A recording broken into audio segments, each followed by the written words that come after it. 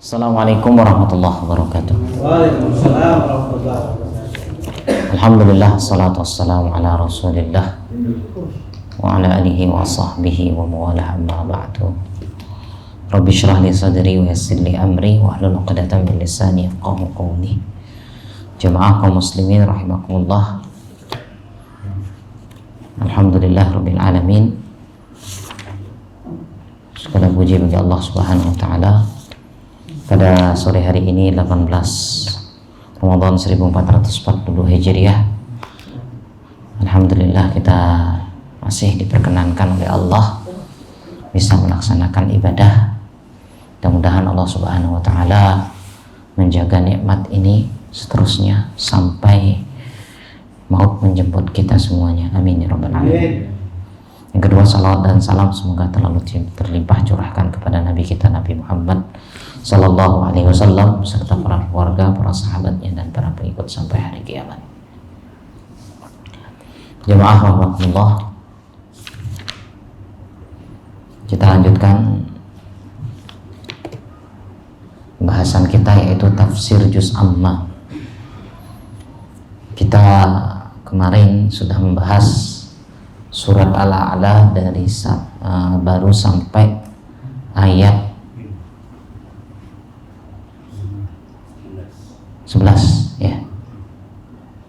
Baru sampai ayat 11. Hari ini insyaallah kita akan lanjutkan ke ayat berikutnya. Firman Allah Ta'ala, a'udzubillahi minasyaitonir rajim. Bismillahirrahmanirrahim.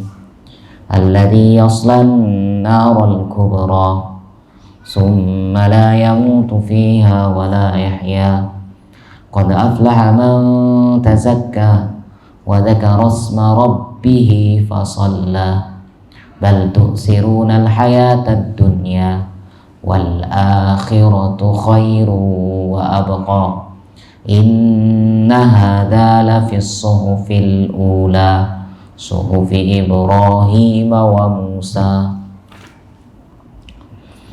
Jemaah rahimakumullah, di pertemuan kemarin kita sampai membahas yaitu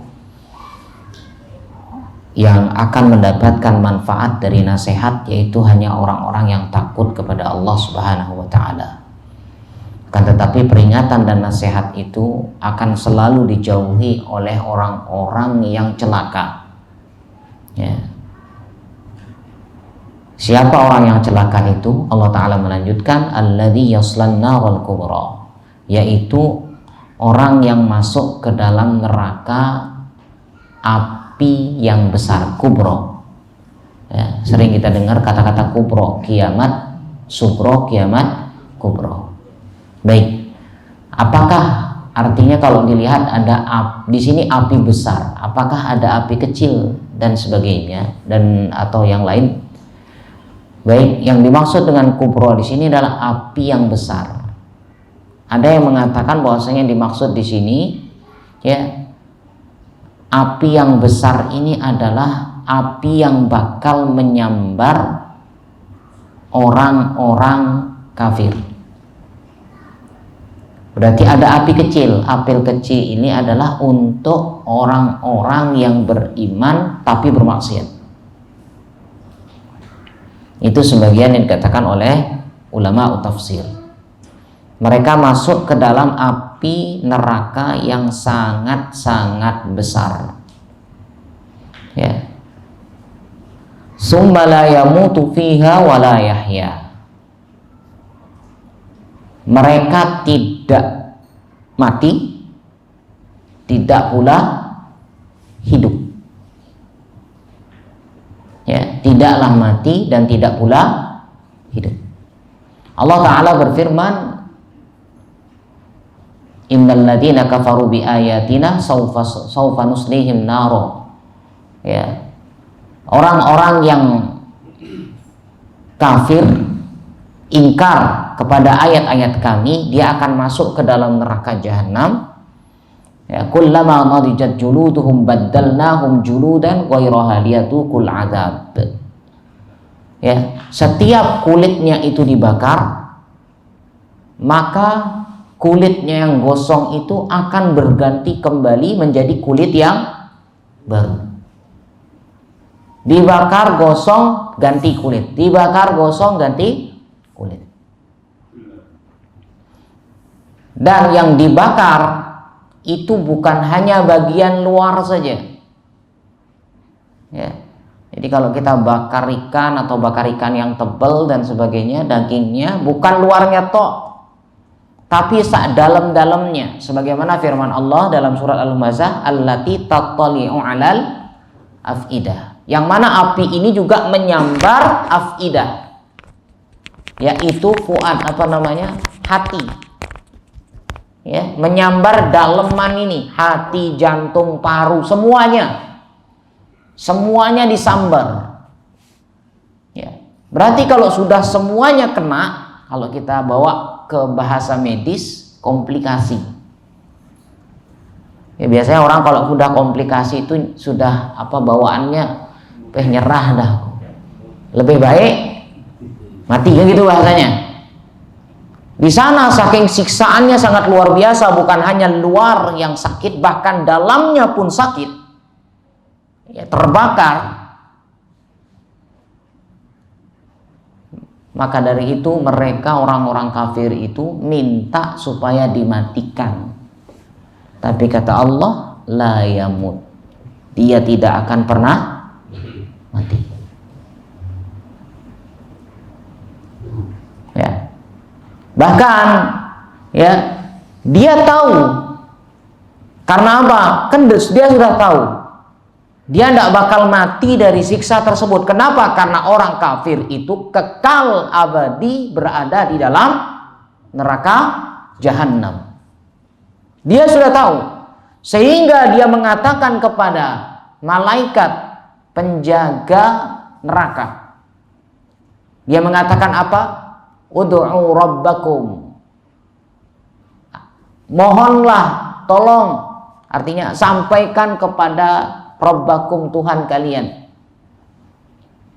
liyukhaffif, agar ia mau meringankan. Ya, meringankan apa? Meringankan ya, yauman minal adab. Coba diringankan sekali, sehari saja. Ya, sehari saja diringankan azab ini. Artinya ada istirahatnya.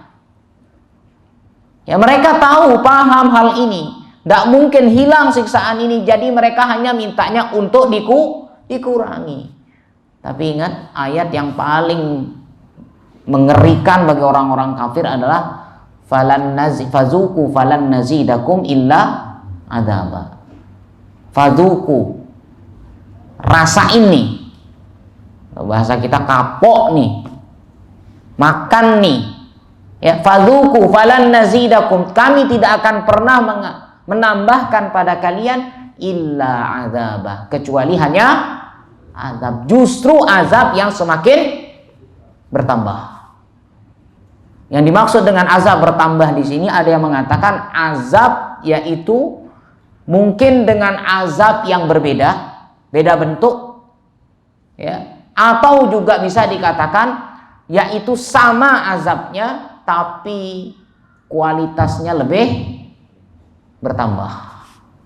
Kamu kemarin rasa sakitnya seumpama 1000 kali lipat, sekarang lebih bertambah bisa 2000 kali lipat. Sehingga la yamutu fiha wa la yahya. Sehingga dalam tafsir hadis yang diriwayatkan oleh Imam Muslim, bahwasanya nanti yang akan menjadi, yang artinya dia ketika jadi yang disiksa di neraka Jahannam, dia tidak mati oleh siksaan tersebut, tidak hidup, maksudnya hidup ke penghidupan yang baru, bisa mendapatkan hidup yang layak, mendapatkan hidup yang penuh dengan kenikmatan, tidak bisa lagi. Maka Allah katakan la yamutu fiha wa la yahya. Ya, tidak bisa ngapa-ngapai, sudah hanya menerima siksaan. Kalau bahasa kita di sini apa? Hidup segan apa? Mati apa gitu? Nah. Ya. Mau hidup tidak bisa, tidak kuat, mati pun tidak bisa, dan sebagainya. Jadi ini adalah untuk orang-orang kafir. Sedangkan orang beriman, sebagaimana hadis, ya, orang-orang yang beriman yang bermaksiat, ya, mereka akan disiksa oleh Allah Subhanahu wa taala, dan mereka akan dimatikan dengan suatu kematian, ya, sehingga mereka menjadi arang, ya, dimatikan sebagaimana dalam hadis tadi, ya, dijadikan mati, kemudian apa, dimasukkan ke dalam sungai, suatu sungai, maka saat itu mereka artinya ada kehidupan. Setelah itu Allah perintahkan kepada penghuni surga untuk apa? Afitu alaihim, menuangkan air kehidupan bagi mereka. Dituangkan air kehidupan bagi mereka, sehingga kata dalam hadis tersebut seperti, ya, tumbuhan yang tumbuh dari tanah lumpur, yang artinya langsung menjadi tumbuh cepat tumbuhnya.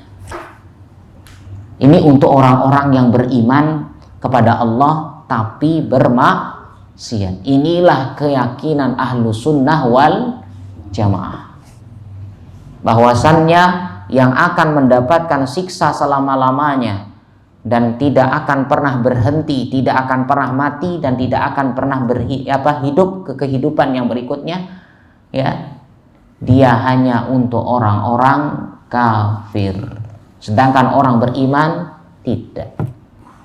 Ya, tapi orang yang ketika dimasukkan ke dalam neraka jahanam, apakah dimasukkan ke dalam neraka, berapa lamanya? Allahu a'lam.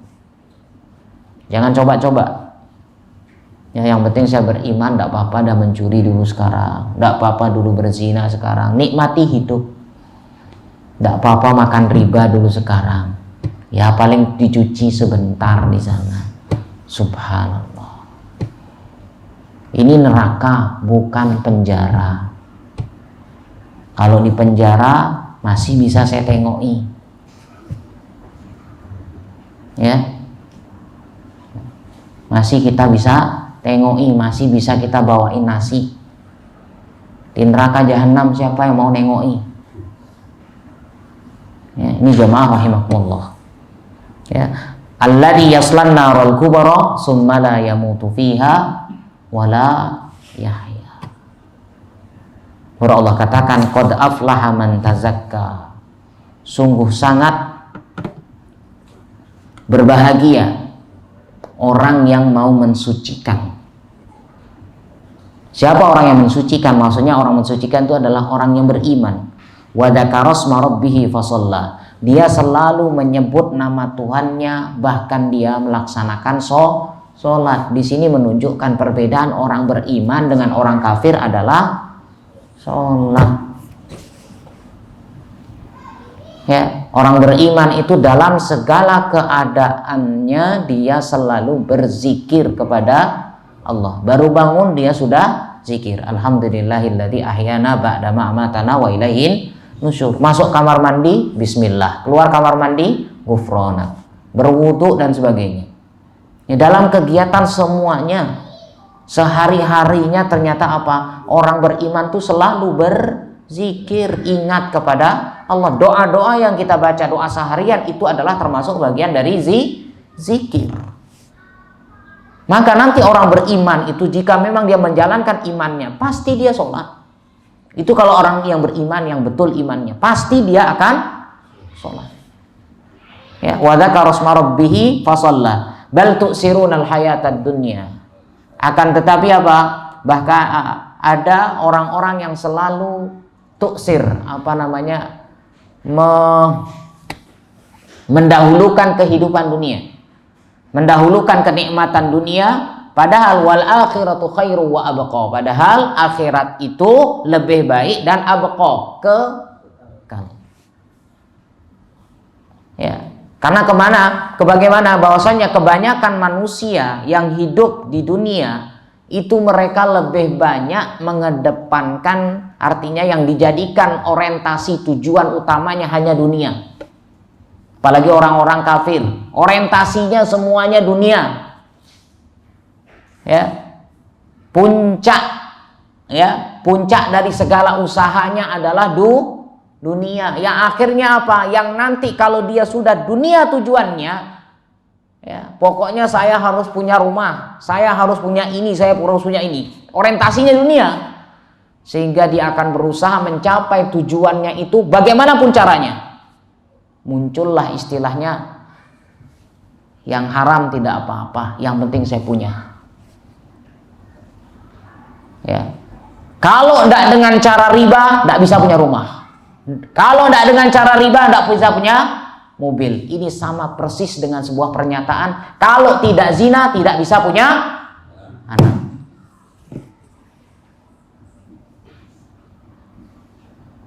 Ini jamaah rahimakumullah.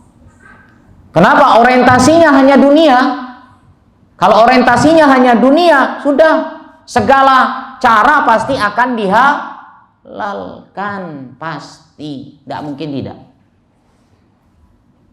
Ya. Kemudian jamaah rahimakumullah, orang beriman beda. Wal akhirah, akhirat itu lebih apa? Kekal. Ya, akhirat itu lebih baik dan kekal. Nikmat di sini Allah beritakan nikmat. Ada nikmat dunia, ada nikmat akhirat. Ya. Nikmat akhirat, jamaah, ya, perhatikan perbedaannya. Nikmat akhirat itu kekal, sedangkan nikmat di dunia hanya sementara.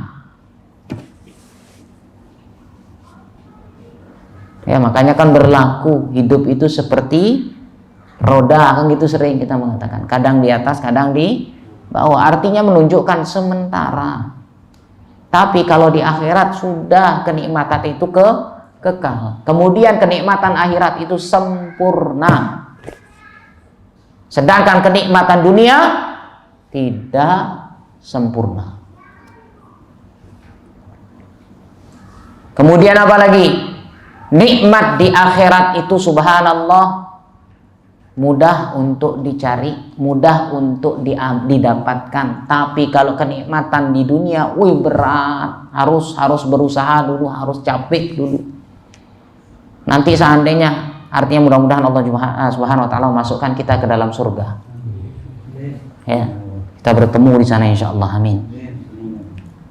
Kalau di sana antum minta kopi, tinggal sekarang mau kopi langsung ambil, muncul. Ini bukan apa namanya bim salabim, enggak. Ini surga. Kita mau apapun nanti langsung muncul, enggak perlu capek. Tapi kalau di dunia mau kopi gimana caranya? Harus ke dapur dulu, godok air, apalagi cari gula, cari kopi, ngaduk, ada usaha dulu, harus capek dulu. Kecuali di Raudhah tinggal duduk di pojok, datang kopi. Ini kenikmatan dunia dengan akhirat itu beda. Akhirat itu mudah untuk diraih, tapi kalau kenikmatan di dunia harus ada usaha. Kenikmatan akhirat itu akan terus ada tanpa harus bermusim. Kalau sekarang kita mau nyari, masya Allah, ya, nyari durian harus nyari musimnya. Kalau di sana nanti tidak ada musim-musiman, mau apa datang. Ya. Ini jamaah rahimakumullah. Kemudian apa? Kenikmatan di akhirat tidak menjadi kotoran. Kalau di sini di dunia menjadi kotoran.